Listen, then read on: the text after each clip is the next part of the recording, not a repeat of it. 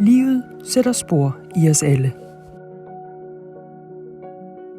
Men nogle gange møder vi en eller flere hændelser eller omstændigheder, der påvirker os så voldsomt, at der udvikler sig traumer.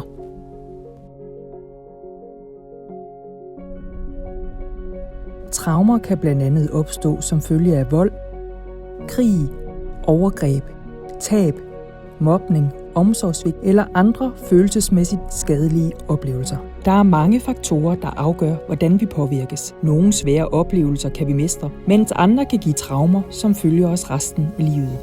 Traumer kan påvirke os på utallige måder og kan være både kortvarige og langvarige, lette eller alvorlige. De kan påvirke alle områder af vores liv og nogle gange få store konsekvenser. Traumer rammer bredt. Høj som lav, rig som fattig og er meget almen menneskeligt. Heller ikke ansatte i psykiatrien går fri, så det er slut med dem og os-tænkningen. Det afgørende er at være bevidst om traumer. Herved kan vi begynde at tage de hensyn, som gør, at traumet ikke vokser, men tværtimod langsomt kan begynde at hele. Traumebevidst tilgang, eller TBT, er en sygepleje- og behandlingsmæssig tilgang, hvor viden om traumer medtænkes i behandlingen, og hvor der aktivt arbejdes med at forebygge traumer og retraumatisering. Tilgangen bygger på 6 grundprincipper, der hvert har til formål at overskrive de negative erfaringer, der er kommet med traumet. De 6 grundprincipper er: sikkerhed,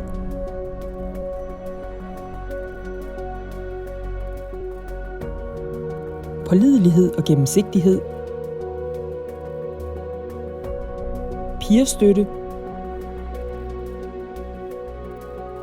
samarbejde og gensidighed,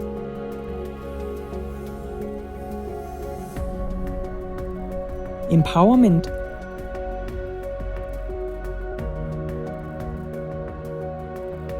og kulturelle, historiske og kønsmæssige problemstillinger.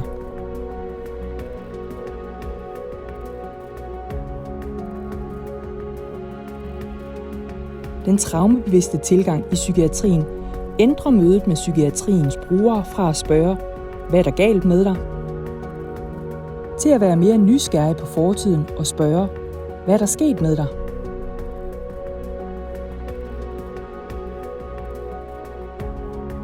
Dette skifte i fokus muliggør, at man kan finde en vej sammen, der bygger på forståelse af traumer, trygge miljøer og relationer, der fremmer recovery.